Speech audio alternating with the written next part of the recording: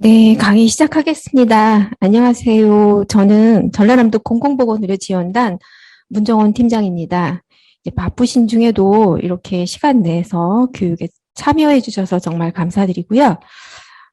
지금 들어오신 선생님들이 이렇게 많지는 않은데요. 혹시 그 카메라를 좀 켜서 잠깐 인사 나눈 시간 가질 수 있을까요? 네, 그 구례군 보건의료원 배주희 선생님 보이고요. 또 김미영 선생님, 김유영 선생님, 네, 김지원 선생님 혹시 카메라 켜서 인사 나눌 수 있을까요? 네. 오늘 강의는 이제 지표, 우리 그 지역보건의료계획 수립할 때 많이 사용하잖아요. 지표에 대해서. 지표에 대해서 이해하는 그런 순서로 진행할 거고요. 교육 중간중간 좀 질문이 있으시거나 하면 채팅창 이용해서 질문 주셔도 되고요. 그 질문 보고서 바로 제가 이렇게 답변 드릴 수 있는 내용은 바로 답변 드릴 거고, 시간이 좀 필요한 부분은 추후에라도 답변 이렇게 알아서 전달해 드리도록 하겠습니다. 그리고 강의 중간중간 한 번씩 이렇게 참여하는 기회도 좀 가질 수 있게 할 거니까요. 예, 같이 참여해 주시면 감사하겠고요. 그리고 이제 인증샷 이렇게 찍는 시간을 한 2번 정도 가질 건데요. 아직 참여하신 분이 많지 않은 관계로 그건 이제 조금 이따 진행하도록 하겠습니다. 그러면 화면 공유해서 강의 진행하겠고요.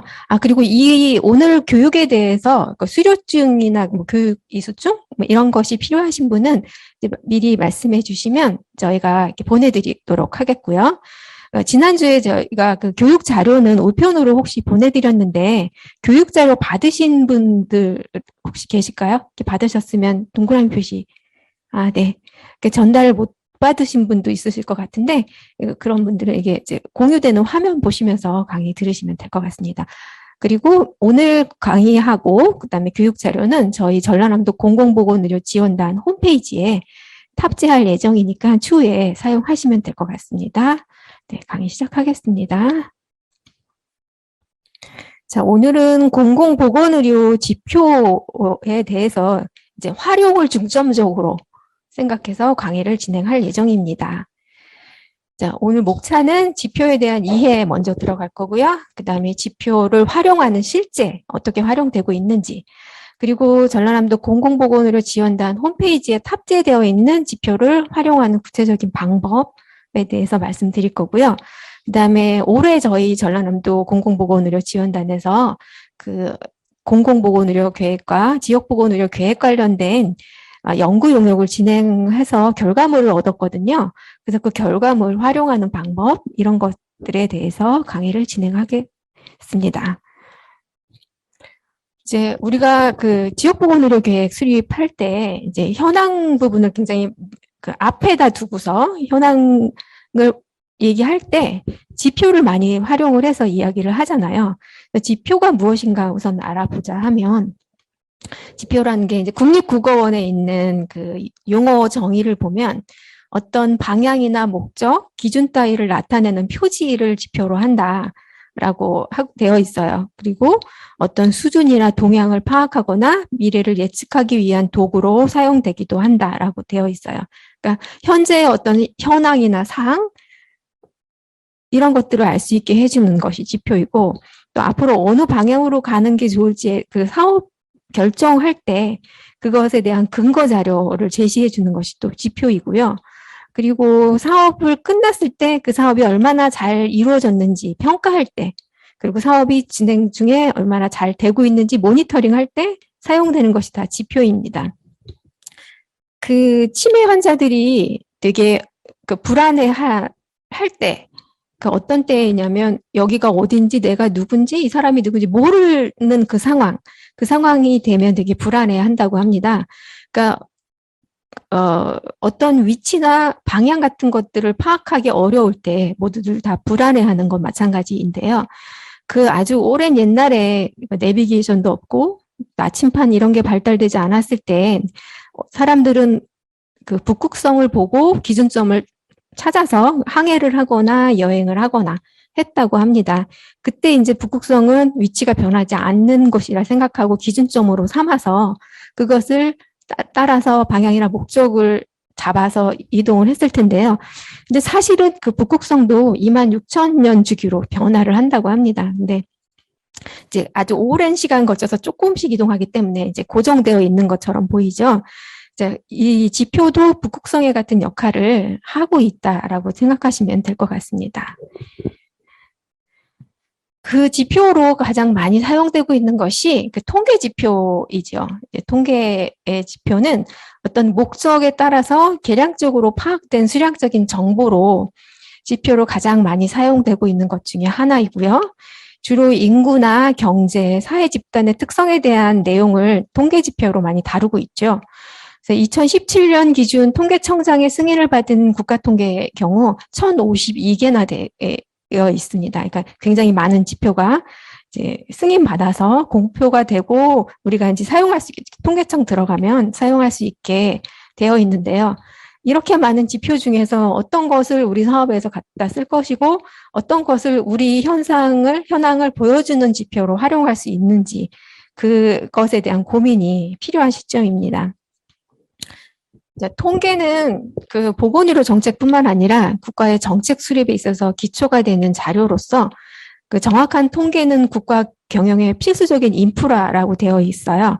그렇지만 이제 통계가 왜곡되어 있는 상황이다 하면 그 정책의 왜곡을 가져올 수 있기 때문에 굉장히 조심해야 되는 부분이 있습니다. 그래서 그 정책 수립 및 실행에 사용되는 다양한 통계들의 정확성, 또 신뢰성, 이것은 정책의 성패와도 직결되기 때문에 아주 매우 중요하죠. 그 고대의 인구 조사를 위해서 통계를 시작했다는 게 이제 통계의 시작을 보는 견해인데요. 이제 어떤 나라든 그 나라의 그 인구 조사를 시작해서 그 세금을 걷어들이고 또 어떤 그 정책 같은 걸 만들 때 아니면 좀 다른 나라랑 전쟁을 벌이더라도 어느 정도의 국력이 있는지도 파악할 수 있고 이런 목적으로 이제 통계 자료를 만들기 시작했다고 하는데요. 이제 흔히 사람들이 세계의 세 가지 거짓말이라고 하면 즉 그냥 거짓말하고 새빨간 거짓말 그리고 통계라고 이렇게 하는 말들이 있긴 해요. 그러니까 이것은 통계에 대한 지표를 정확하게 그리고 신뢰성 있게 된 지표를 사용해야 한다라는 그런 의미로 받아들일 수가 있는데요. 그 어떤 지표로 가지고 무엇을 볼 것인가에 대한 고민을 꾸준히 해야 된다는 의미인 것 같습니다. 특히나 이제 지방 분권화가 자리 잡게 되면서 지방 자치의 중요성이 강조되고 보건의료 영역에서 그 지역사회의 요구와 그 지역사회의 현황에 맞는 그런 지표를 발굴해서 활용해야 된다는 그런 요구가 그런 필요성이 증가하고 있어요. 그래서 통계 지표를 정책 수립의 근거와 사업 결과 측정의 목적으로 활용하고 있습니다.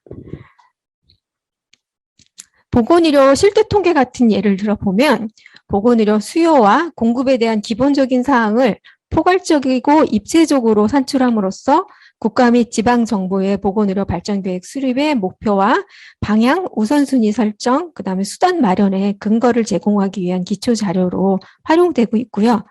이와 같은 근거를 기반으로 정책 수립 및 의사결정을 내릴 경우 그 불필요한 낭비를 줄일 수 있게 되고 그다음에 혁신적인 프로그램을 기획할 수 있고 책임성도 강화되는 장점이 있다고 합니다. 자, 지표의 특성을 살펴보면 이제 지표가 어떻게 생산되느냐에 따라서 그 생산 목적이나 방법, 주체, 주기 등에 따라서 다양한 지표가 존재하고 있고요. 그 변화하는 사회적 상태를 종합적이고 집약적으로 나타내고 그다음에 사회 구성원들의 삶의 질을 파악하여 사회 변화를 포착할 수 있는 지표이어야 한다고 합니다. 그리고 선행 연구들을 고찰해서 지표의 조건을 살펴보면 그 지표의 중요성이나 과학적 타당성, 실행 가능성 등을 중심으로 여러 가지 논의가 이어지고 있는데요. 예를 들면 뭐 의료 이용이나 의료 접근성, 건강 격차, 미충족 의료, 지역 박탈 지수 이런 것들은 그 지역의 그 보건의료 현황을 알려줄 수 있는 그런 지표로 활용할 수 있고요. 그 다음에 인력이나 시설, 장비, 예산 등에 대한 지표는 그 지역의 보건의료 자원에 대한 지표로 활용할 수 있고요. 그다음에 출생, 사망, 유병률, 조절률, 감염, 손상 등에 대한 지표는 또 건강 결과에 대한 지표로 활용될 수 있고요. 그다음에 음주나 흡연, 신체 활동, 수면, 비만, 저체중, 안전, 영양, 정신건강, 건강 증진 및 예방 활동 등에 대한 지표는 그 지역의 건강 행태가 어떤지를 알 수 있게 해주는 지표로 활용될 수 있습니다. 그 외에도 인구, 사회, 경제적 요인에 대한 지표로 고령화나 취약 인구 비율, 도서 상관 비율 이런 지표들이 활용될 수 있죠. 그 지역보건의료계획 수립 관련돼서 보고서에 앞면을 장식하고 있는 그런 것들이 대부분 이제 그 지역의 인구, 사회, 경제적 요인들이 쭉 나열되어 있고, 이제 그 지역의 특징적인 것들을 지표로 이제 알 수 있게 해주죠. 뭐, 우리 지역은 고령화가 어느 정도 진행된, 아니면 취약 인구 비율이 어느 정도 있고, 아니면 이제 시설 인력 장비, 의료, 보건의료 관련된 게 어느 정도 상태이고, 뭐 접근성이 어느 정도이고 이런 것들이 쭉 나열되어 있는데 이제 그 지역의 보건의료 현황을 잘 알려줄 수 있는 지표를 선택해서 활용하면 좋을 것 같습니다.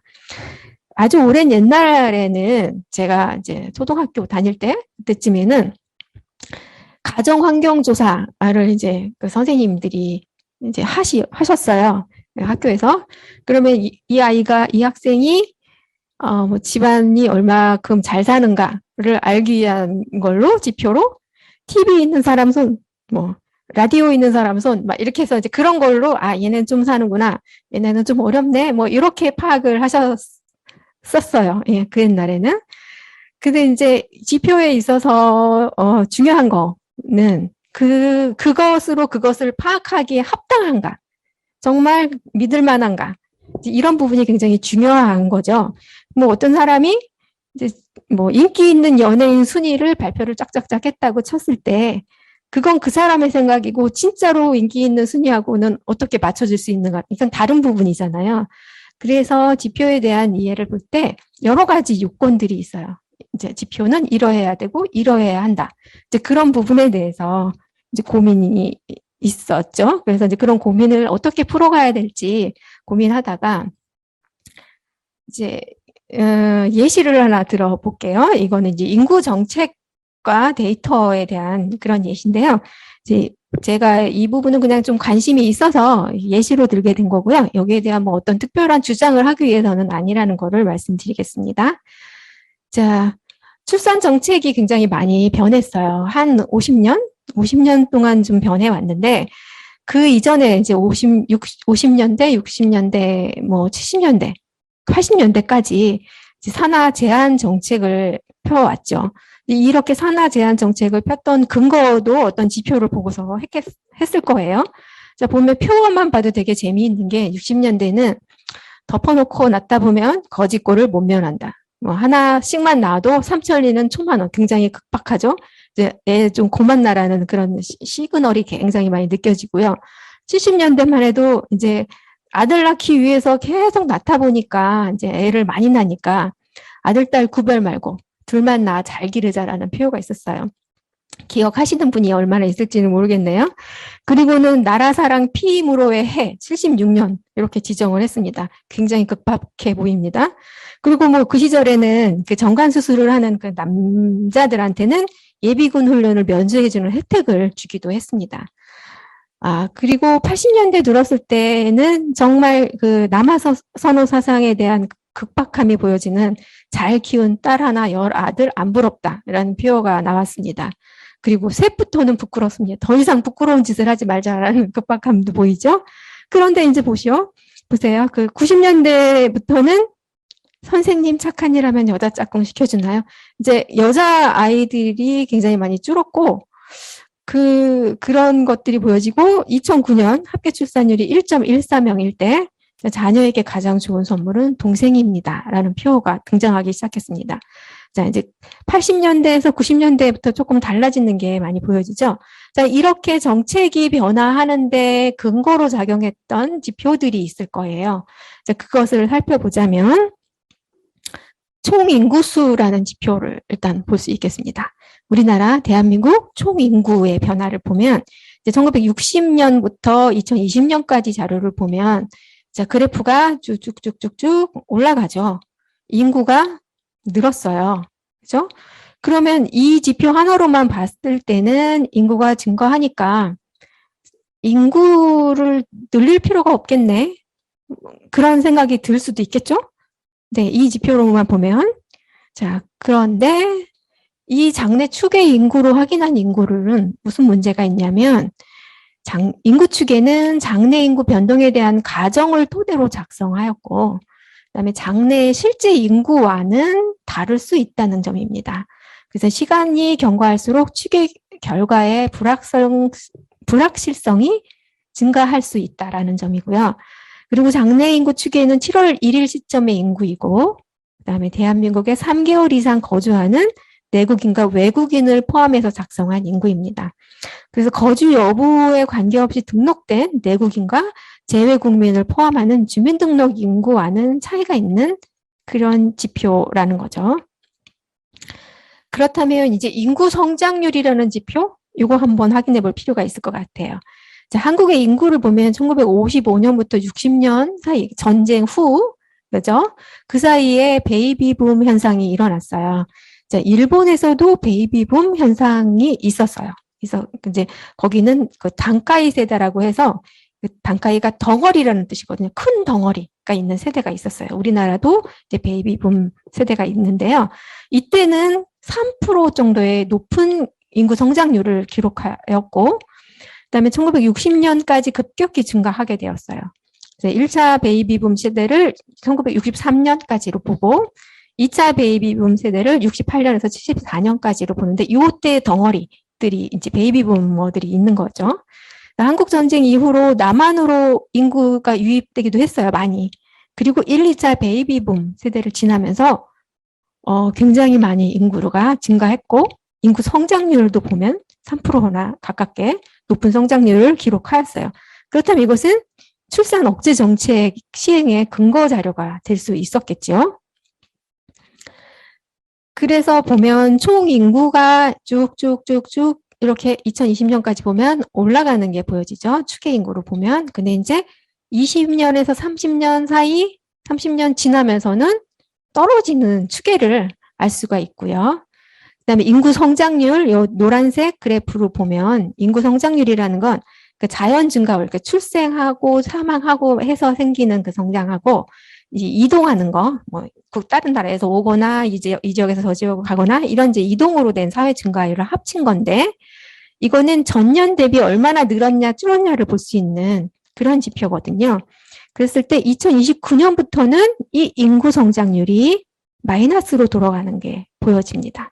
이것은 이제 주목할 만한 지표입니다.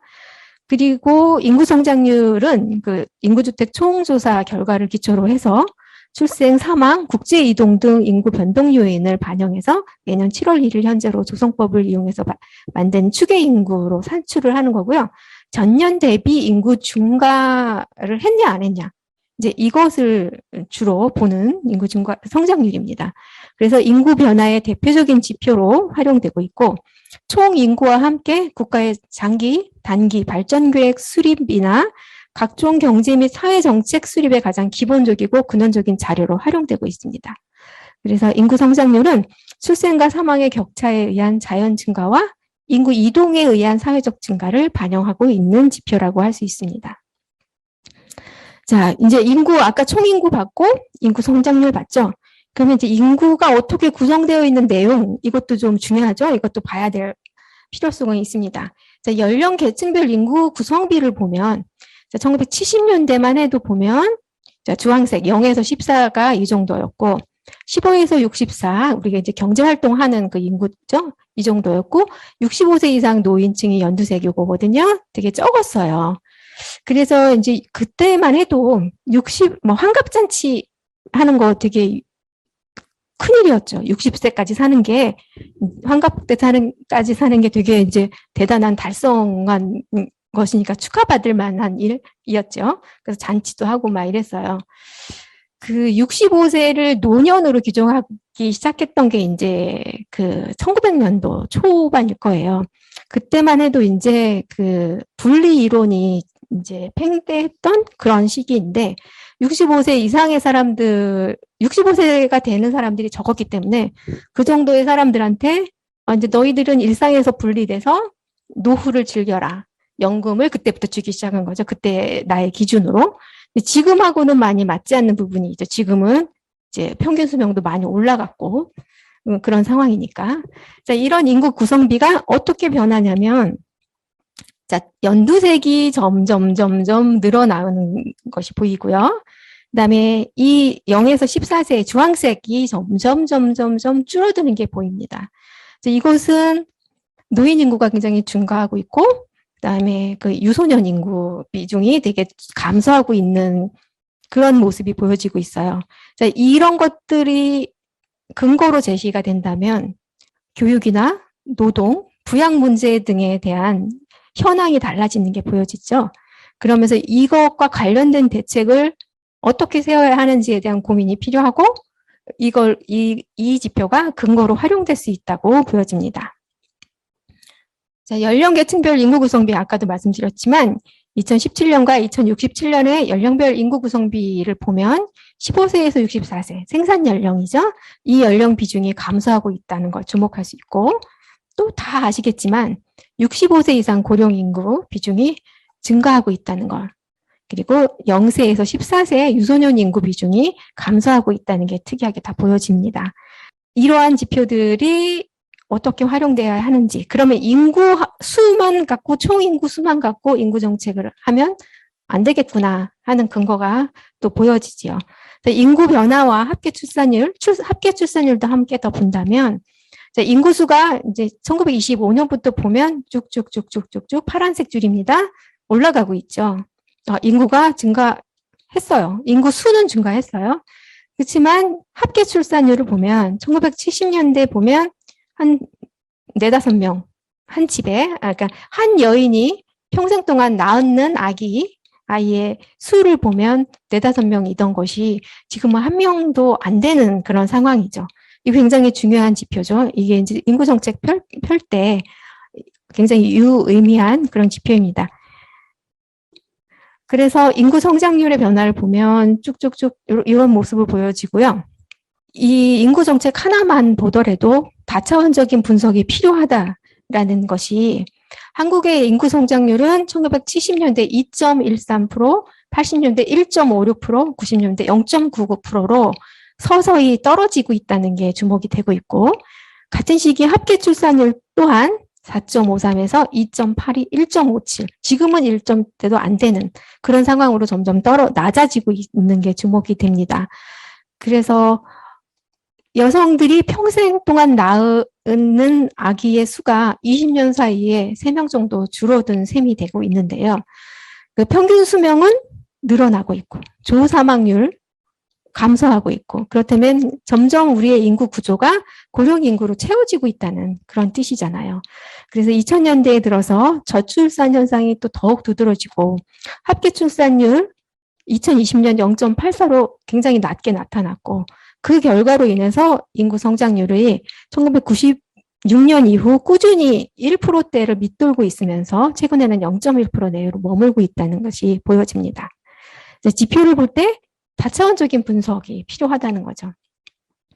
1980년부터 85년까지 인구 성장률이 계속 하락하였고 1983년에 합계 출산율이 대체 출산 수준인 2.1명에 이르게 되었어요. 그러니까 대체 출산율이라는 게 이 세대가 다음 세대로 그대로 이어지게 하려면 얼마의 아이를 낳아야지 어느 정도의 출산율이 유지되어야 하는지를 알려주는 출산율이거든요.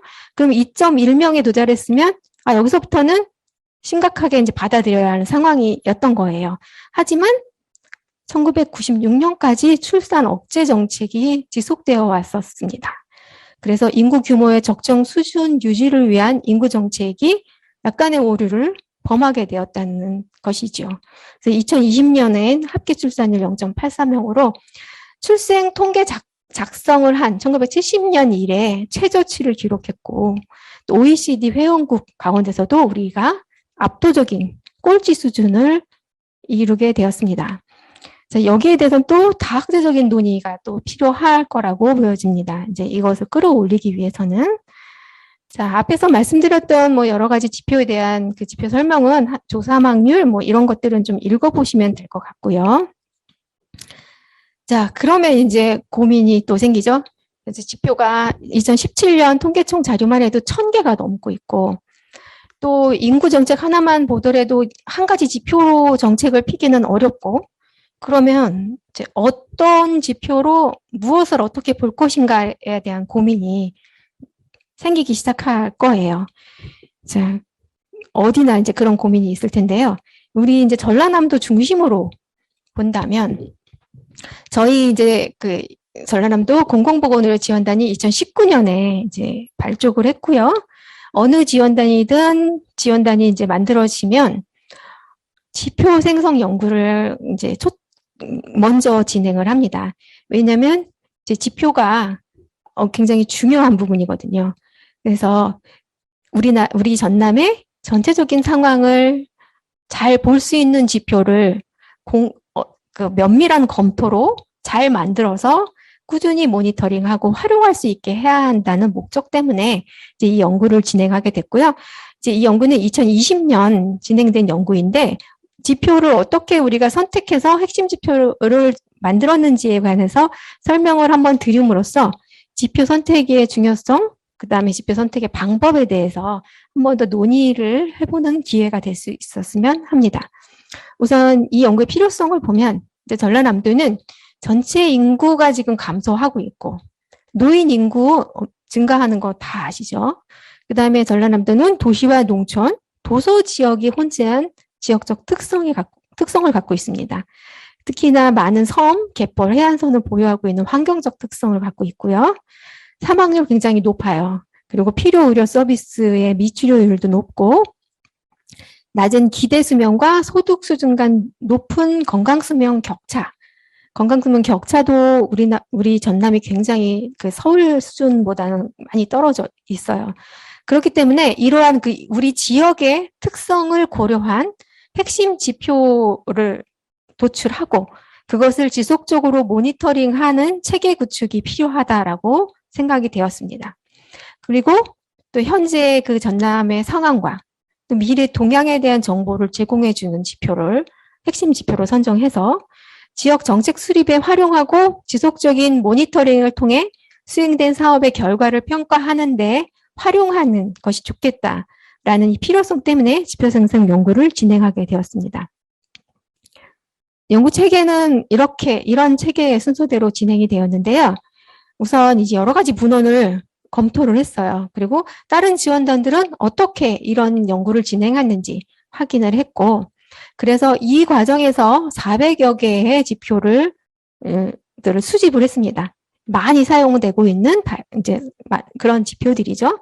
이 지표들을 가지고 우리가 선정해야 될 거, 배제해야 될 거, 이런 기준을 정해서 이제 지워나가고 추가하고 이런 작업을 거쳤습니다. 그리고 자문회의, 전문가 자문회의를 거쳐서 이러한 지표들 중에 134개 정도로 추려진 그런 지표 목록을 만들어서 델파이 조사를 시행했습니다. 자, 전문가 자문회의는 만나서 얘기해서 지표에 대해서 자문을 구하는 그런 과정을 거쳤고요.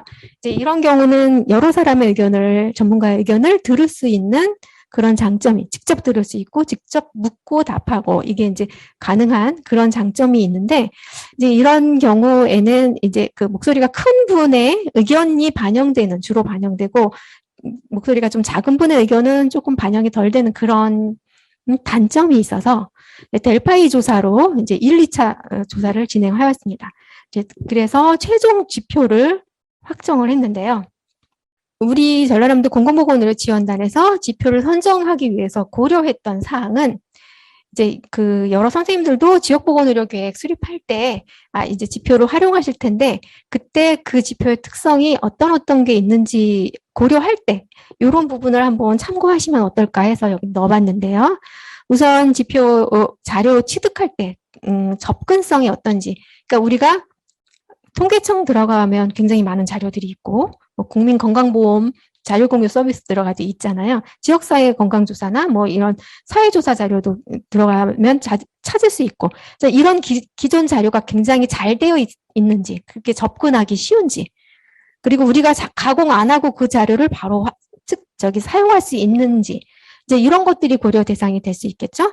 그리고 매년 측정 용이성은 매년 산출이 되는 자료인지, 그리고 지표마다 측정 단위가 달라서 꾸준히 기준이 필요한데 이런 측정 가능성이 있는 자료인지, 이런 것들을 좀 고려해서 보고, 그 다음에 정확한 값이 산출되는 지표인지, 가장 정확한 값을 이제 산출한 자료라 하면 전수조사 자료이겠죠.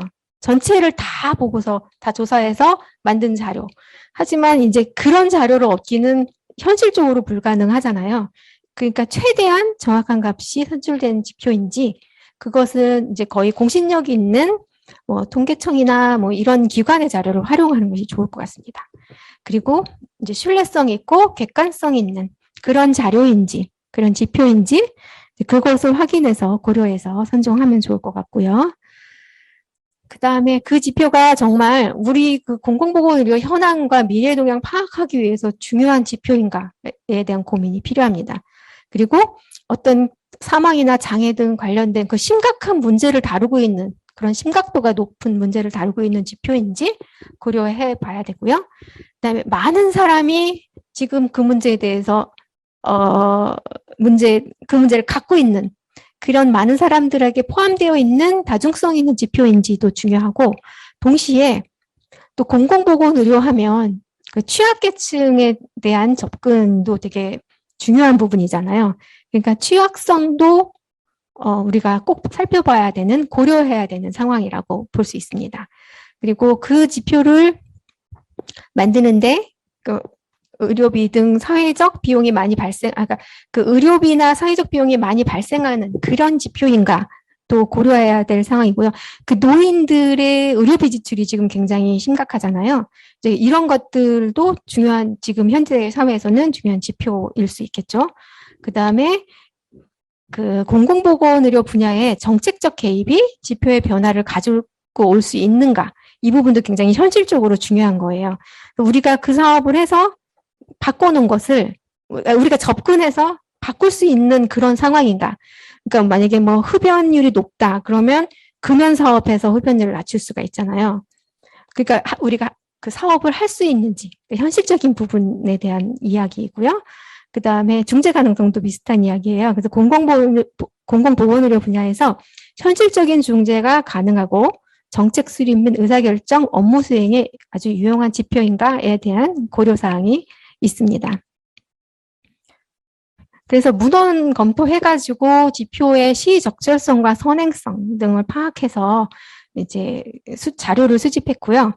그 다음에 내부 회의를 6번 거쳐서 자료를 준비하고, 이런 지표 선정을 위한 고려사항, 그다음에 선택 기준, 배제 기준, 이런 것들을 정했습니다. 그리고 전문가 자문회의를 통해서 시의성과 유용성, 중요성, 타당도, 신뢰도, 과학적 건실성을 포함한 적합도 기준으로 지표를 선정하기로 결정을 했고요.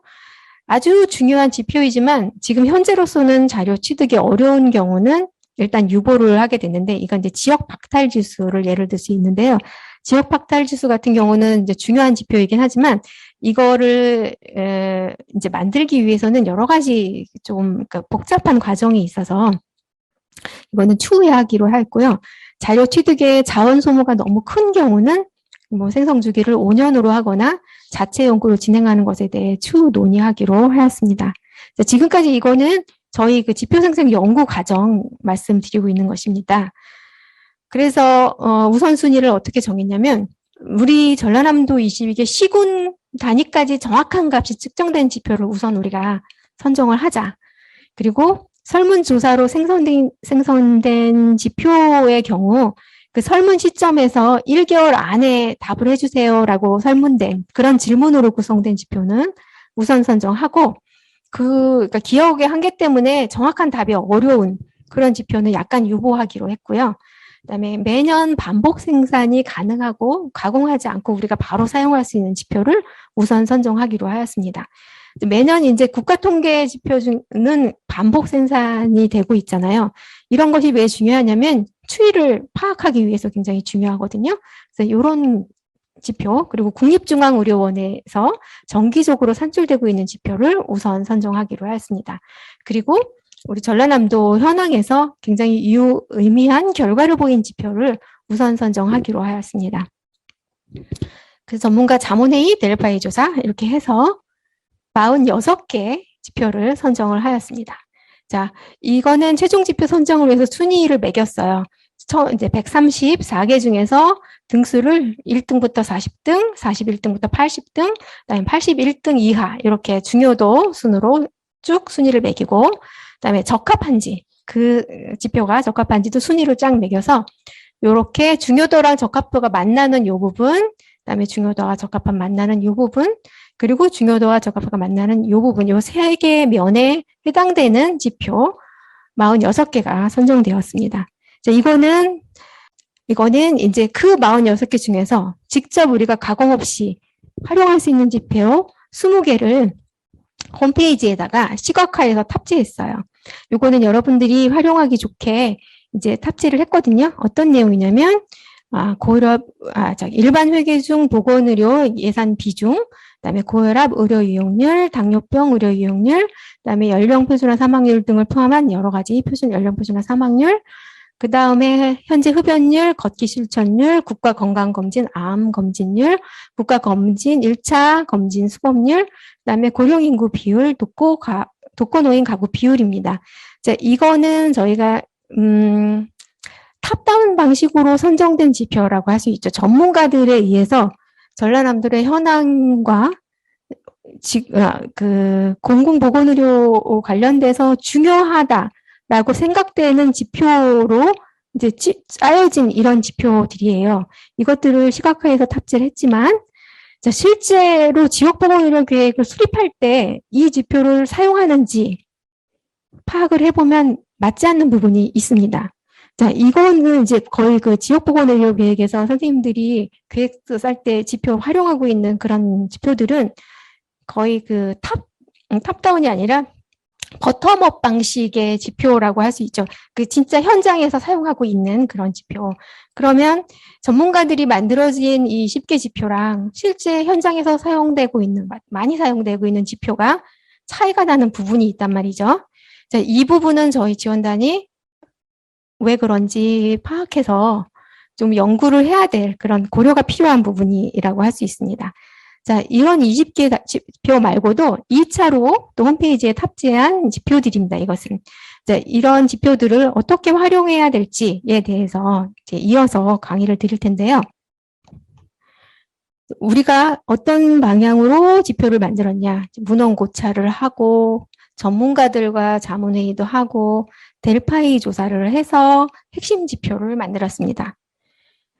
자, 이 지표들은 숲도 보고 나무도 보는 그런 지표라고 할 수 있습니다. 자, 숲을 본다는 건 거시적인 관점에서 멀리 보는 거죠. 전체적인 우리나라 보건의료 현황에서 자, 이 지역에서도 다 보는 그런 지표들을 이어야 하고 또 가까이 있는 나무도 보아야 한다 했죠.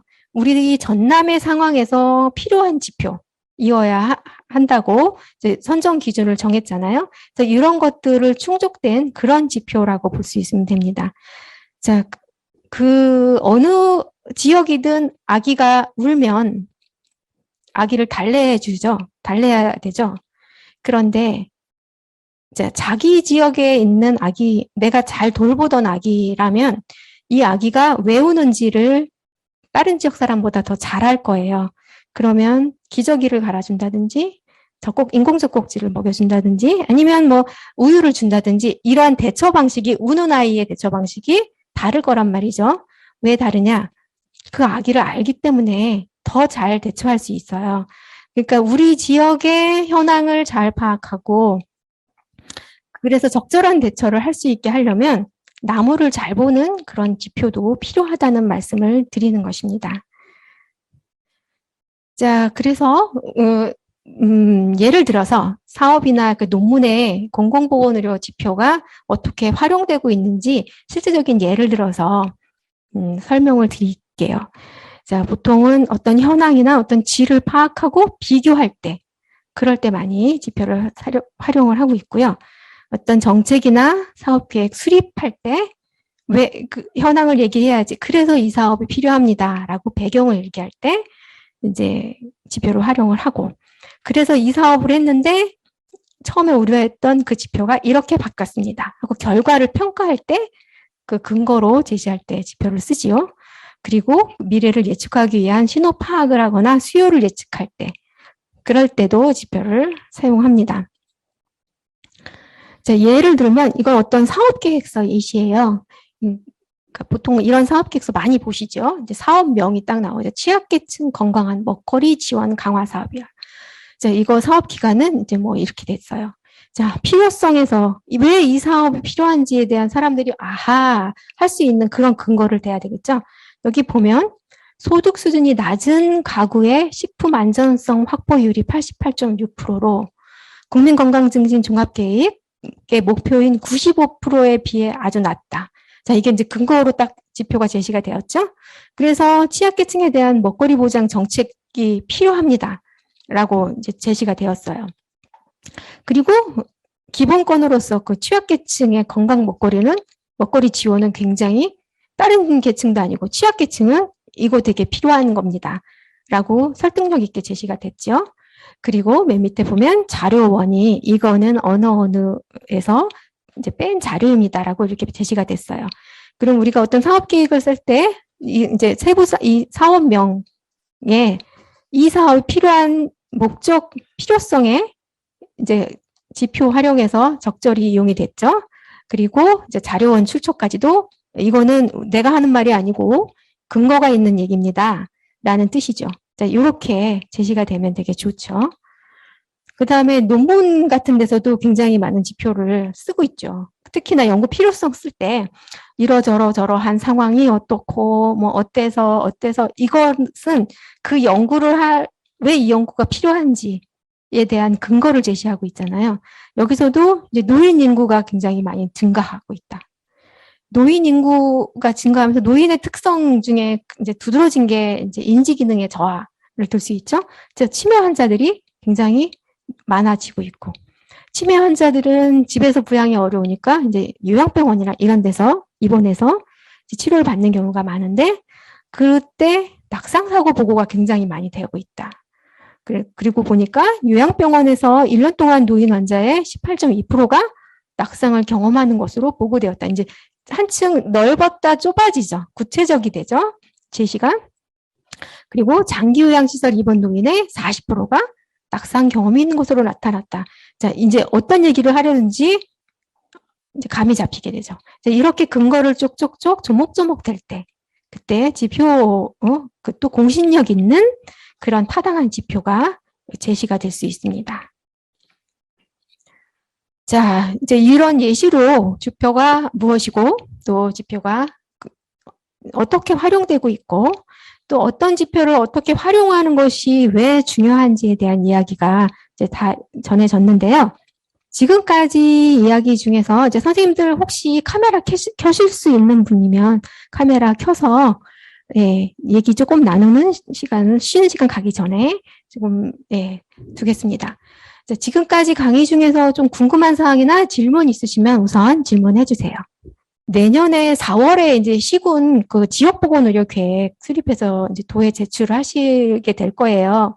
그 지역보건의료계획 수립 담당자 선생님들로 지금 오늘 모셨는데, 이와 관련돼서 지원단이 어떤 지원을 해줬으면 좋겠는지에 대해서 이제 채팅창에 쓰셔도 되고 말씀으로 하셔도 되거든요. 네, 말씀해 주세요. 자, 이전에는 저희가 어떤 지원을 했냐면요. 일단 계획서를 작성을 하시면 지원단에 보내주셨어요. 그럼 이제 지원단이 쭉 보고서 이제 수정이 필요한 부분을 이렇게 이제 해서 피드백을 드려서 수정을 요청드렸는데, 문제는 뭐였냐면 지원단도 생긴 지가 얼마 안 돼서 계획서에 대해서 정확하게 이게 수정에 요청을 해드리는 부분이 이제 문서 작성 관련돼서 이제 뭐 요런 오타, 띄어쓰기, 그다음에 목표치 설정에서 이 목표치는 조금 이상합니다. 뭐 이제 하향 지표인데 이렇게 했습니다. 뭐 이런 것들에 대해서 말씀드릴 수밖에 없는 한계가 있었어요. 사실은. 근데 진짜로 적합한 지원을 하기 위해서는 여러분들이 어떤 어려움이 있는지를 조금 알아야지 저희도 다른 뭐 이제 자문위원을 두서라도 지원을 해드릴 수가 있잖아요.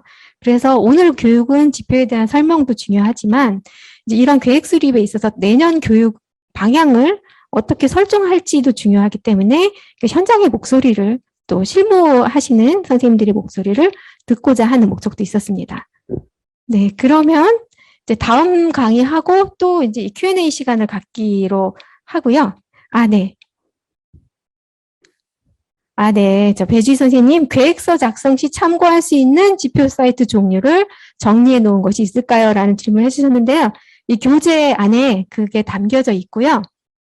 그거 활용하시면 되고, 혹시 또 저희 지원단 홈페이지에도 이제 지표를 넣어놓은 게 있거든요. 그거에 대한 부분도 다음 시간, 이게 조금 이따 잠시 쉬고 그것 알려드릴게요.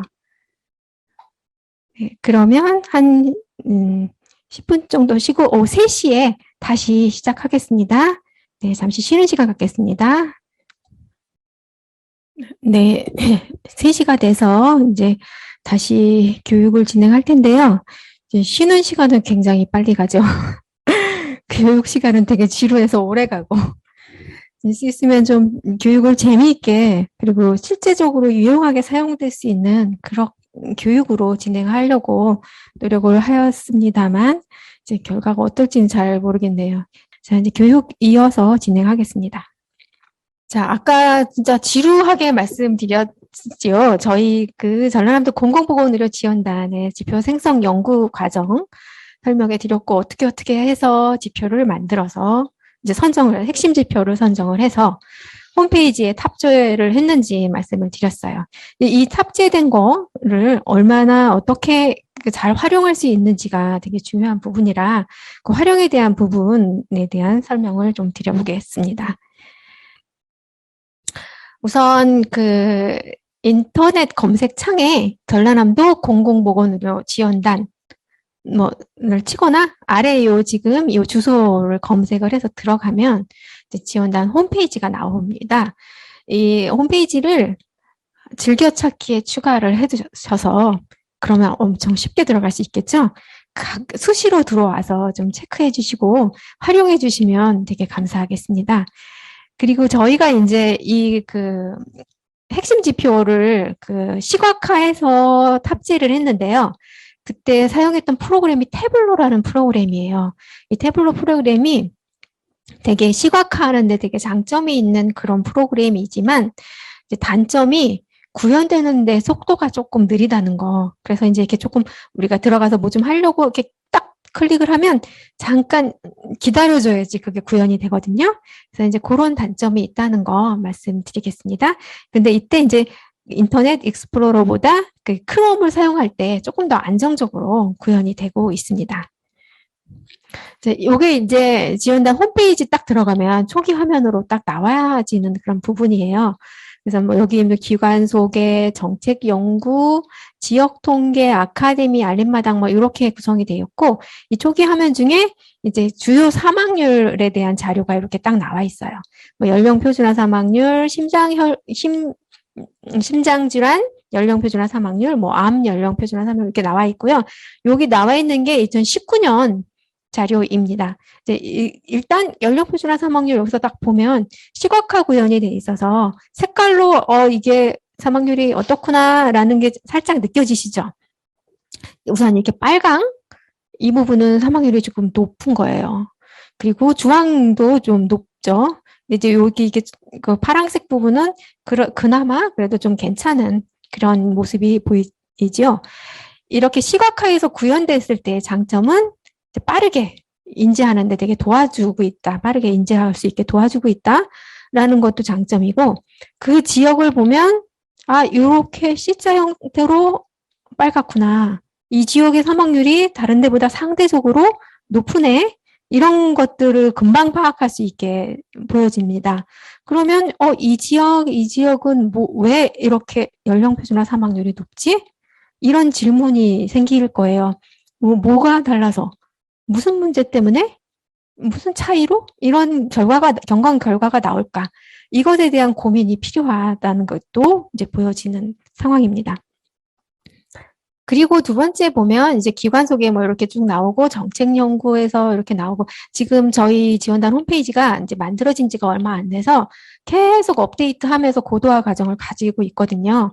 그래서 이제 내년 1월 이후에는 조금 더 바뀔 텐데 일단 지금 현재 지원되고 있는 것들 중심으로 설명을 드린다면 저희가 이제 46개 핵심 지표 중에 20개를 1차로 탑재를 했어요. 작년 겨울에.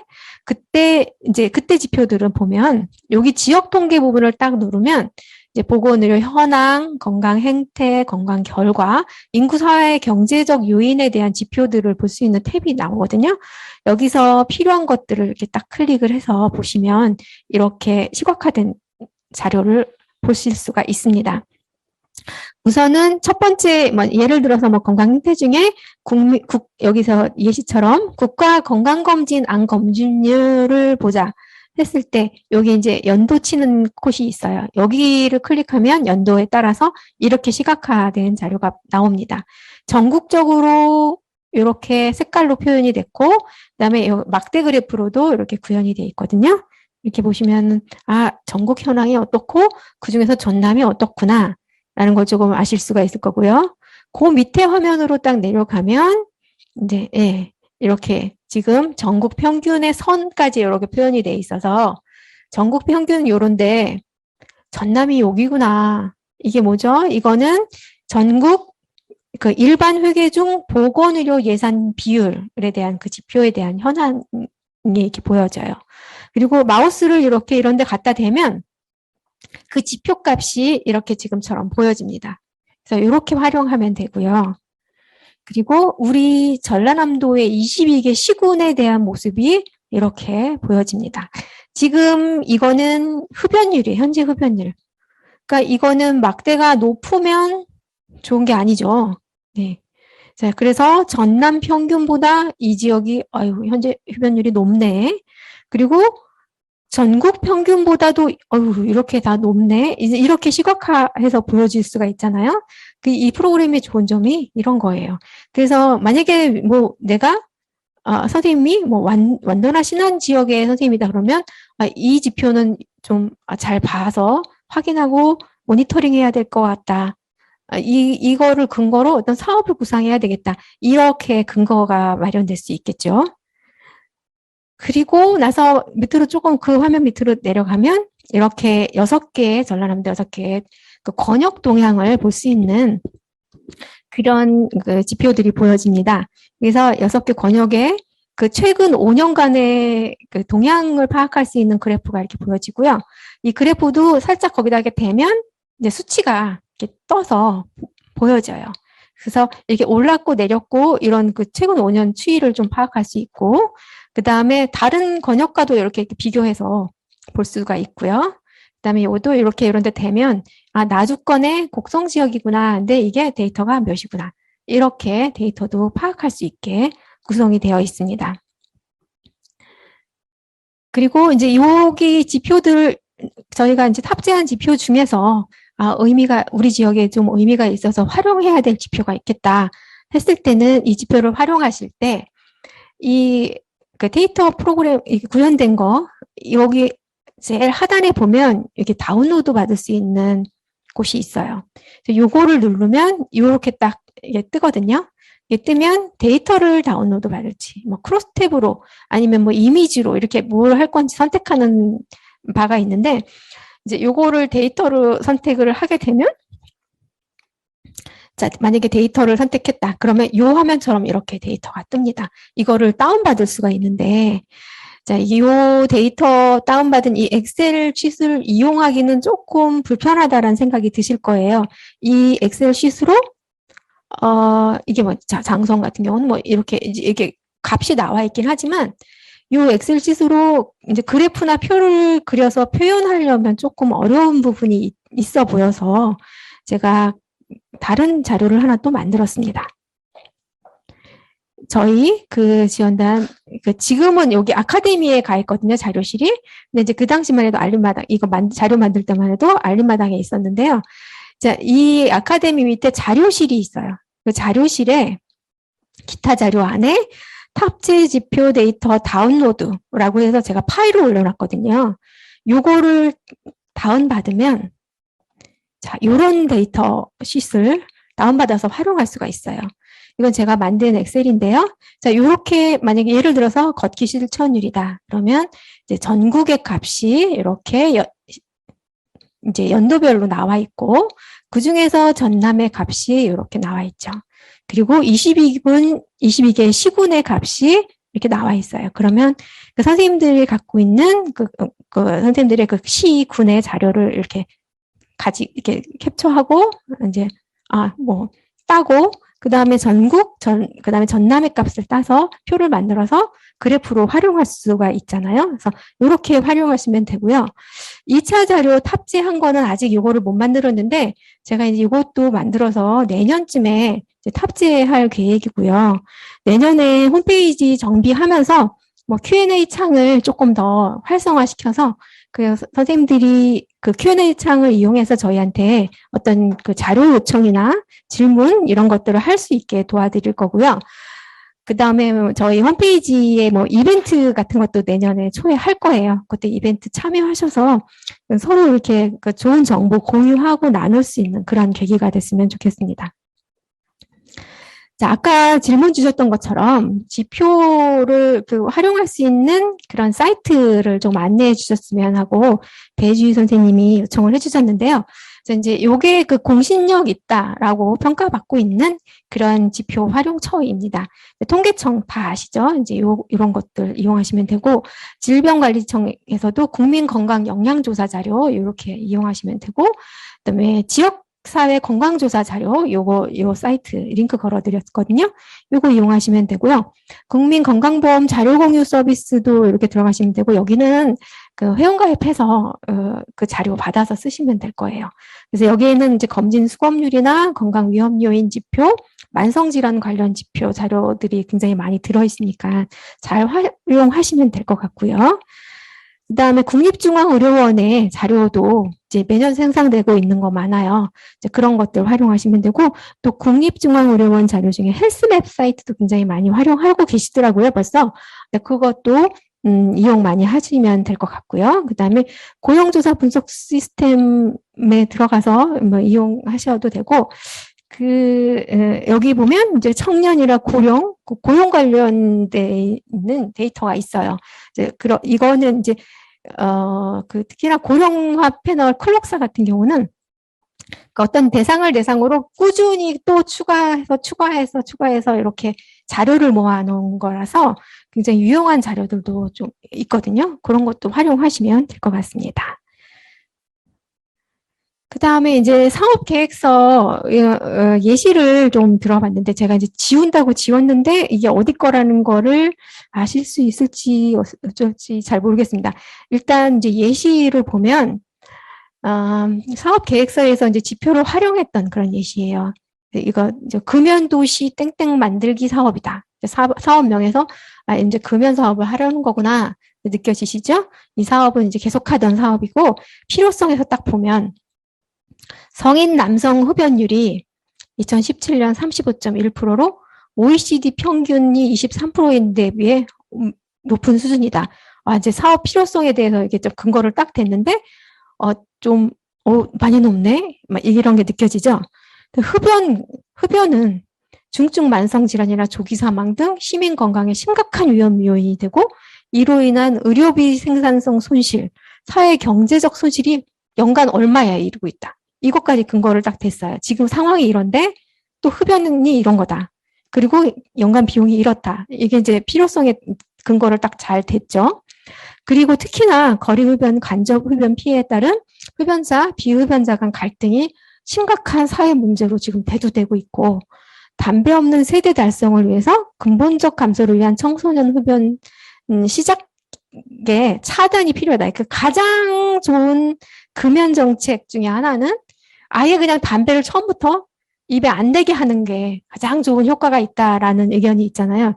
청소년들이 흡연 시작하는 것부터 차단해야 될 그럴 필요가 있다. 근거가 굉장히 명확하게 딱딱딱 드러나 있잖아요. 자, 여기 되게 저는 제 개인적으로는 이게 좀 잘 돼 있다 생각돼서 예시로 들어놓은 거고요. 그러면 이제 여기서 결과를 이 사업을 이렇게 해서 이제 우리가 금연도시 만들기 사업을 했는데 결과를 어떻게 볼 것이냐. 그러면 성인 흡연율이 어떻게 변화하는 걸로 결과를 봐야겠구나. 성인 남자 흡연율이 어떻게 변화하는 걸로 봐야겠구나. 청소년 흡연율이 어떻게 변화하는 걸로 보겠구나. 자, 이런 결과를 어떻게 볼 것인지에 대한 근거가 사업 목표 안에 들어있죠.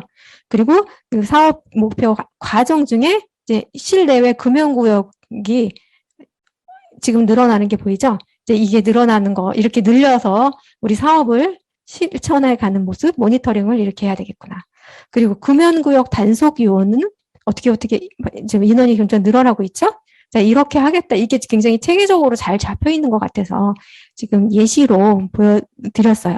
그러니까 흡연율을 근거로 금연 사업을 계획을 했고, 그 현재 수준을 근거로 5년간의 목표치를 제시를 하였어요.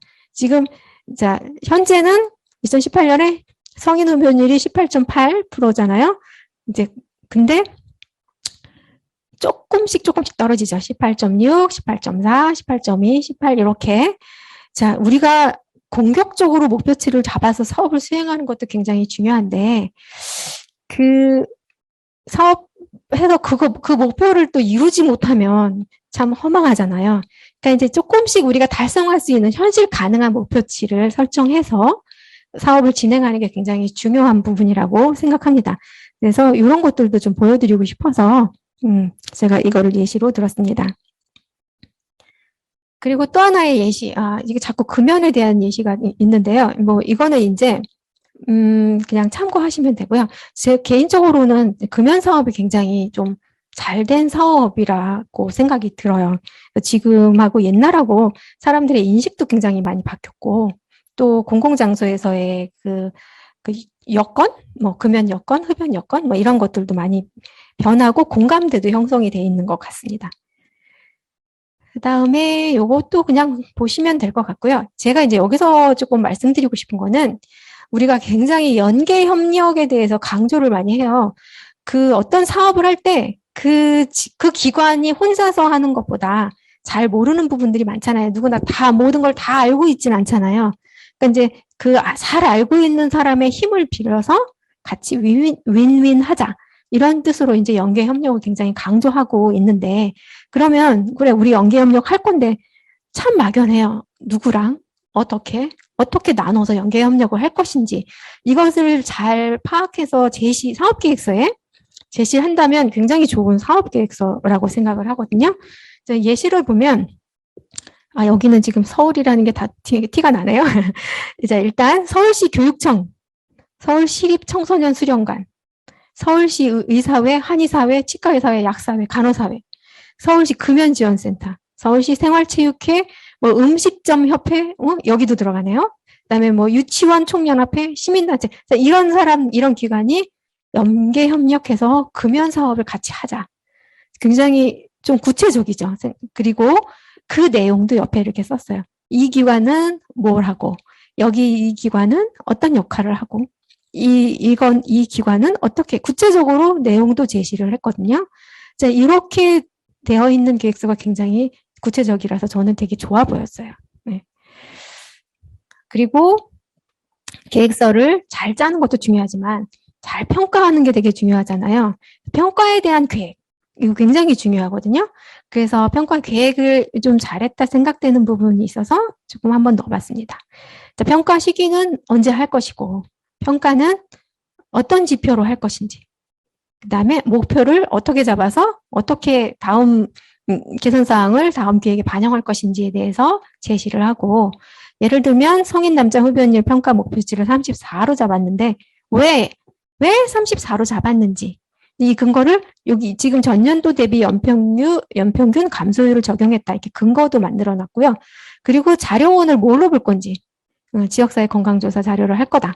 이렇게 제시를 했거든요. 그래서 이제 좀 잘 돼 있다 생각돼서 제시를 했습니다. 자, 이제 지금까지 이제 예시를 봤는데요. 이제 저희가 연구를 진행하면서 이제 파악한 전라남도의 주요 지표에 대해서 조금 말씀드리는 시간을 갖겠습니다. 자, 전라남도는 건강 수명이 좀 낮고 17개 시도 중에서 13등 정도이고 노인 인구 비율은 뭐 누구나 다 잘 알고 있죠. 이제 1등이에요. 치매 유병률 1등이고요. 자, 요걸로 봐서는 어떤 사업이 필요하겠구나. 이제 그런 게 조금 생각되어지죠. 그리고 우리 도민의 사망원이 1위가 암인 걸로 나타났고요. 지역 응급센터까지 30분 내 접근이 불가능한 인구 비율이 1위가 전남입니다. 그러니까 전남엔 섬도 많고 막 이런 특성도 있어서 이렇게 나왔을 거라고 이제 유추가 되고 있는데요. 그리고 또 소아 거점 의료기관 취약 지역이 전남 도서 지역이 있기 때문에 취약 지역이 많고 또 진료 인원 1인당 진료비 상위 1위 도시가 이제 고흥군인 걸로 나타났고 30위 안에 전남의 13개 지역이 차지하고 있고요. 그다음에 개인 소득이 뭐 낮은 거 뭐 이런 거는 근데 사실 우리가 지표 주요 지표나 이런 것들을 볼 때 개인 소득이 이제 낮아서 문제가 되고 있긴 한데 이 소득을 올리는 걸 우리가 사업으로 할 수는 없잖아요. 이제 이럼에도 불구하고 우리가 할 수 있는 그런 사업을 생각해서 그런 진행을 해야 될 것 같습니다. 그리고 시 군구별 진료 인원 1인당 연간 진료비가 상위 10위 중 전남 지역이 4개 지역을 차지하고 있고 전남 주민의 생활 만족도는 17개 광역 시도 중에서 1등이라고 합니다.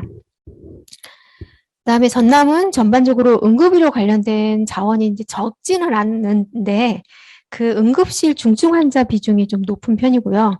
그다음에 RI나 TRI가 좀 낮고 그래서 지역 유출률이 높은 그런 결과가 있습니다. 전남의 심장질환, 뇌혈관 질환으로 인한 인구 10,000명당 응급실 방문자 수 전국 평균보다 높고요.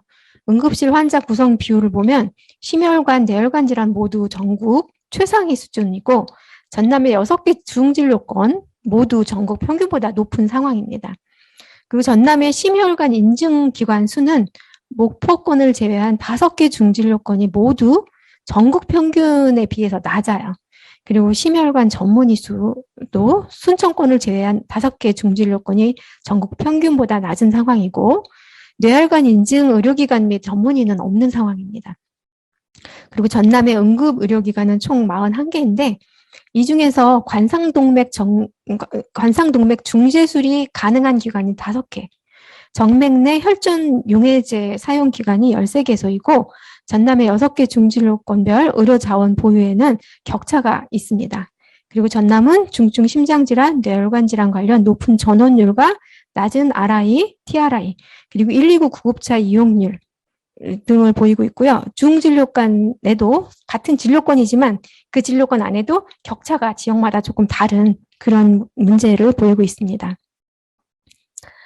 자, 이제 저희 공공보건의료 지원단이 올해 그 지역보건의료 계획 수립과 그 공공보건의료 계획 수립 관련된 이제 용역 연구를 진행을 해서 이 2가지 자료집을 마련을 했어요. 이 자료는 저희 이제 홈페이지에 올려서 여러분들이 활용할 수 있게 할 예정인데요. 이 자료에 어떤 내용이 들어있나 좀 보면 우선 지역사회 현황 분석을 이렇게 요약하고 종합해서 이렇게 제시가 되어 있어요. 그래서 이 내용들 중에서 좀 의미가 있고 우리 지역에 필요한 지표 내용이다라고 생각되시면 이거 가져다가 활용하시면 될 것 같습니다. 그래서 의료기관이나 뭐 의료 취약지 인구 현황 뭐 이런 것들에 대한 이게 가장 최신 자료로 만들어진 거니까 내년에 지역보건의료계획 수립하실 때 이거 활용하시면 될 것 같아요. 이런 말씀도 오늘 드리고 싶었어요. 그래서 그 지역사회 현황 분석 활용하시고 그다음에 전년도 평가 결과에 대한 개선 노력들이 어떤 게 필요한지 이런 예시도 있으니까 참조를 하시고요. 그다음에 종합 및 재원에 이제 어떻게 목표치를 설정하고 어떻게 방향 설정하는 게 좋은지 뭐 이런 내용도 좀 있으니까 이런 내용 쭉 보시고 활용하시면 될 것 같고요. 제가 이제 참고로 이제 작년에 지역보건의료 계획서를 이제 22개 시군의 거를 받아서 검토를 해서 이제 보내드리면서 이제 수정을 요청했던 경험이 있는데, 그때 당시만 해도 저도 이제 들어온 지 몇 달 안 됐고, 그래서 계획서에 대해서 많은 양의 그 지원을 해드리지는 못했어요. 그 중에서 이제 가장 많이 수정하라고 제가 했던 부분들에 대해서 말씀을 드리면, 우선은 이제 그 지표를 많이 설정을 하셔서 사용을 하셨는데, 지표 중에는 이제 하향 지표가 있어요. 하향 지표라는 게 지금 여기 빨간 표시된 것처럼 현재 흡연율, 뭐 간접 흡연 노출율, 월간 음주율, 뭐 고위험 음주율, 비만율. 자, 느낌 오시죠? 이제 스트레스 인지율, 우울감 경험률, 우울증상 유병률, 뭐 자동차 또는 오토바이 운전자의 연간 음주 경험률. 자, 이런 지표들은 높으면 좋을까요? 낮으면 좋을까요? 지표 결과가? 자, 낮아지면 좋은 지표들이죠. 그래서 전년도보다 떨어지면, 이 지표율이 떨어지면, 와, 우리가 사업을 잘해서 개선됐구나라고 볼 수 있는 지표잖아요. 자, 이러한 지표들이 바로 하향 지표입니다. 자, 이런 지표들은, 자, 여기서 보면, 이제 예를 들면 현재 흡연율 볼게요. 2019년에 21.1%였던 것이 2020년에 19.8%로 떨어졌습니다. 자, 이거는 개선된 거죠. 잘 된 거예요. 자, 여기서 보면 개선되었다 이렇게 표시가 되어 있죠. 여기 자료에는 세모 표시해가지고 2.6 이렇게 되어 있잖아요. 세모가 올라갔다는 게 아니고 이제 이거는 증감률이 이제 2.6인데 이게 이만큼 떨어져서 개선됐다라는 걸로 보시면 되고요. 이렇게 하향 지표는 앞서 말씀드렸듯이 자살, 뭐 비만, 우울감, 흡연율, 결식률처럼 결과값이 낮을수록 지금 우리가 사업 개선이 됐다는 것을 의미하는 그런 지표고요. 그렇기 때문에 이것은 목표 달성률을 계산할 때 우리가 흔히 말하는 예를 들면 걷기 실천율 뭐 이런 건 높아져야 좋은 거잖아요. 이런 그 상향 지표처럼 결과값을 내면 안 돼요. 그런 상향 지표들은 목표치분의 결과값 곱하기 100으로 이제 산출을 하잖아요. 근데 이렇게 비만율, 자살, 뭐 우울감 이런 것들은 결과값분의 목표값 곱하기 100으로 해서 목표 달성률을 계산하면 됩니다. 우리가 이렇게 지역보건의료 계획할 때 목표치하고 달성률 해갖고 점수 이렇게 내잖아요. 그때 이렇게 결과값을 내시면 되고요. 그리고 이제 이 결과값이 떨어졌다. 이런 것들은 그러면 사업이 개선되었다. 좋다. 좋은 거다라고 해석하시면 될 것 같습니다. 그리고 이제 많이 하는 실수 중에 하나가 퍼센트와 퍼센트 포인트 사용에 관한 부분이에요. 저희가 드린 그 자료에 보면 퍼센트와 퍼센트 포인트에서 이 P자가 빠졌거든요. 그 P자 지금 넣어주시면 오타이니까 넣어주시면 될 것 같고요. 자, 우리가 흔히 이제 퍼센트 많이 얘기하죠. 예를 들어서 보면 이제 정부는 공무원의 임금을 50% 인상하기로 하였다. 자, 50% 공무원 임금 인상하면 되게 좋겠죠? 너무 좋죠? 그런데 다른 사람들이 너무 항의가 많아. 민간 기업이 왜 공무원만 50% 올리냐. 그래서 다시 할 수 없이 정부는 공무원의 임금을 다시 50% 삭감하기로 하였습니다. 자, 이렇게 되었을 때 공무원의 월급이 제자리로 갔을까요? 예를 들면 100만 원 받던 A씨가 얼마를 받게 될까요? 100만 원을 다시 제자리로 받아서 100만 원을 받을까요? 아니면 75만 원을 받을까요? 자, 이제 여기서 퍼센트에 대한 그런 의미가 이제 생각돼야 될 부분인데요. 자, 100만 원에서 50%라 하면 이제 기준점이, 퍼센트의 기준점이 100만 원인 거잖아요. 이 100만 원에서 50%는 50만 원입니다. 그래서 50만 원이 인상됐을 때 A씨는 150만 원을 받게 되었죠. 그런데 여기서 임금을 50% 다시 삭감하기로 했잖아요. 기준점이 다시 어디로 갔죠? 150만 원이 된 거죠. 150만 원에서 50%는 75만 원이잖아요. 그러면 다시 50%로 삭감하게 되면 75만 원을 받게 된다는 얘기잖아요. 그래서 이 퍼센트는 기준이 되는 수가 그 수에 대한 값을 제시하게 되는 그런 경우에 사용을 하게 됩니다. 근데 이제 퍼센트 포인트를 사용해야 될 경우에 대해서 얘기를 드리자면, 예를 들어서 2019년 흡연율이 21.1%이고 2020년 흡연율이 18.5%로 나타나서 자, 21.1 빼기 18.5는 2.6이잖아요. 2.6%가 감소한 것을 알 수 있었다. 이렇게 표현하면 맞을까요? 자, 이거는 틀린 표현입니다. 자, 21%에서 2020년 18.5%로 나타났어요. 그래서 이 21.1%와 18.5%의 차이를 얘기하고 싶다. 그럴 때는 2.6%가 아니라 2.6%포인트라고 써야 합니다. 이렇게. 여기서 2.6%가 감소했다라고 한다면 이제 기준점 21.1에서 2.6%가 감소했다라고 봐야 되는 거예요. 그러면 흡연율이 20.5%가 되는 거거든요. 그러니까 이제 우리가 흔히 사용하는 이 21.1에서 18.5, 이 숫자적인 차이를 얘기하고 싶다 할 때는 그 차이에서 퍼센트 포인트라는 P자를 더 넣어서 사용을 해야 됩니다. 그리고 출처 표기 관련된 이제 오류가 굉장히 많아요. 뭐 사망률이나 뭐 이런 거 출처를 코시스에서 나왔다.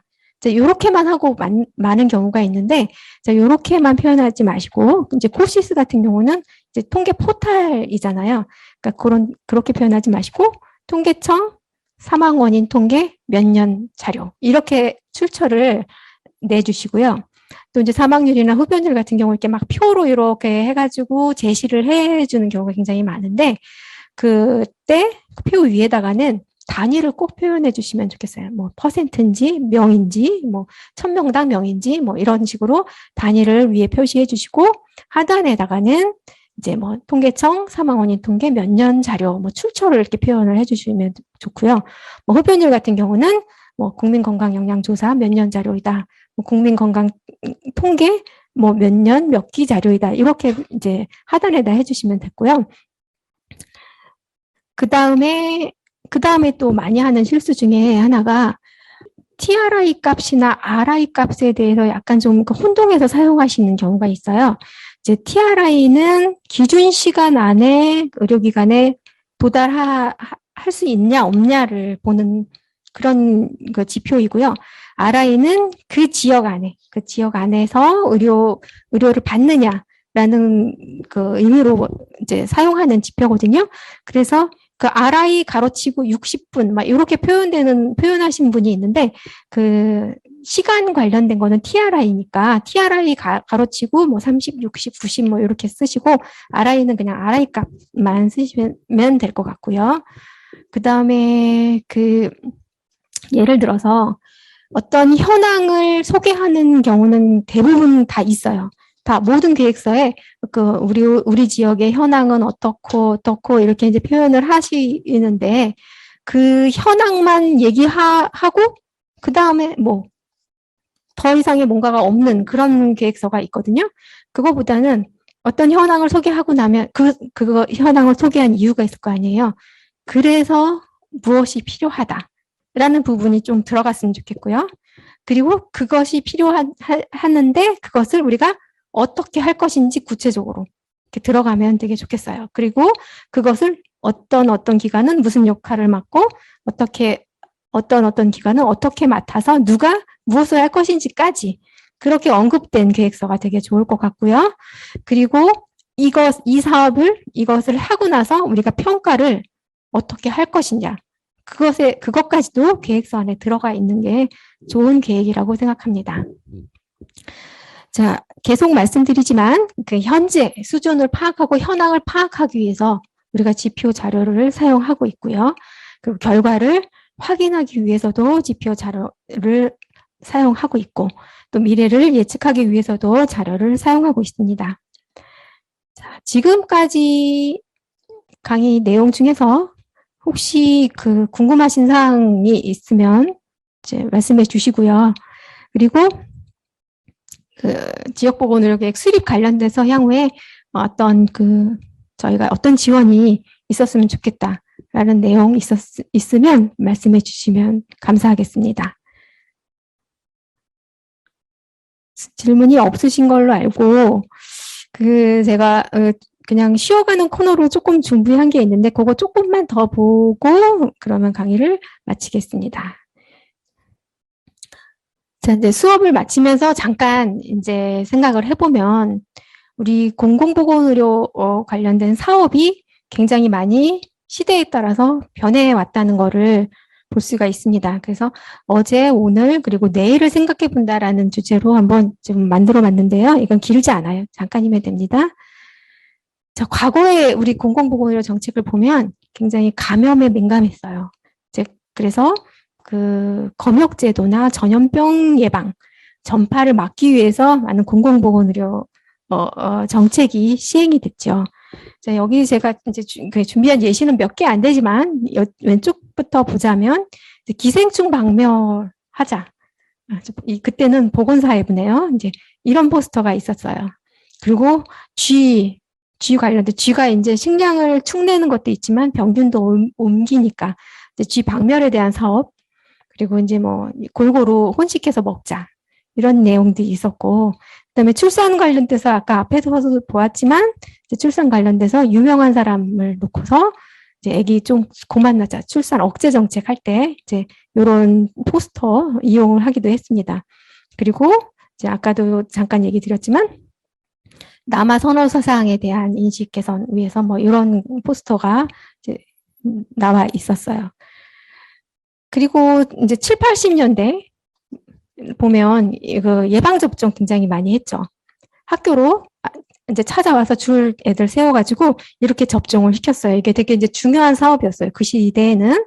왜냐면 집에서 알아서 스스로 접종을 챙기지 못했으니까 부모들이 이제 학교에서 공공보건의료 사업으로 이제 이런 일들을 하였죠. 그리고 이제 뭐 이런 거를 아시는 분이 계실지 어쩔지 모르겠네요. 체변봉투 이렇게 해서 기생충 박멸 사업도 했습니다. 이 선생님한테 혼났어요. 안 가져가면. 그리고 출산 억제 정책도 했었죠. 지금 이렇게 깔끔하게 차려입은 분이 이제 아무래도 공공보건의료 관련된 업무를 하셨던 그런 공무원이 아닐까 추측이 되는데, 아이를 이렇게 거의 연년생으로 보이는 아이들이 많은 집에 가서 이제 어떤 말씀을 전했겠어요. 이 시대에는 이제 아까 봤던 표처럼 무턱대고 다 보면 거짓골을 못 면한다 이런 얘기를 하셨겠죠. 자, 그때는 이런 사업이 필요했고 이제 근거도 있었고 이제 이렇게 진행이 됐었겠죠. 자, 지금은 자, 출산을 장려하는 그래도 안 낳고 있잖아요. 자, 이런 시대로 이제 보건의료 사업도 변하고 고령화를 준비해야 되는 이런 포스터가 보이는 그런 사업을 하는 시기가 되었습니다. 그리고 이거는 아주 먼 미래 이야기가 아닙니다. 자, 요거는 벌써 상용화되진 않았지만 이제 고령화되어 있고 많은 분들이 이제 고령자가 늘어나면서 그분들을 수발할 수 있는 그런 수발에 도움을 주는 그런 첨단 과학이 발달하고 있는 지금 이건 간병 로봇이고요.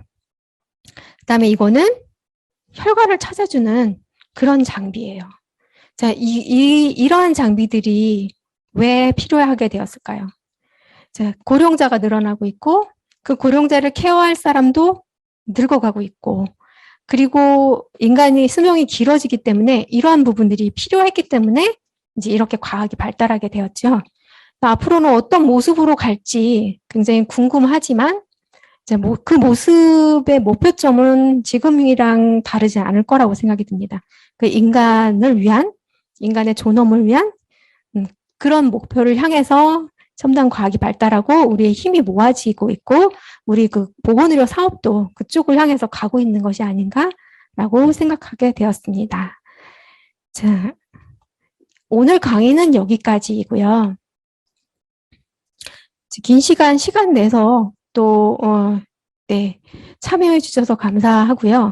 자, 마치기 전에 하고 싶은 말씀 있으시면 또 나눌 수 있는 기회가 되었으면 좋겠습니다. 지금 다 비디오를 다 꺼놓으셔서 뭐 지금 다 업무하고 계신 것 같은데요. 네, 그러면 말씀 없으시는 걸로 알고 빨리 끝내는 것이 또 좋은 강의라 생각하고, 네, 다음 기회에 또 만나 뵙기를 바라겠습니다. 네, 긴 시간 수고 많으셨습니다. 감사합니다.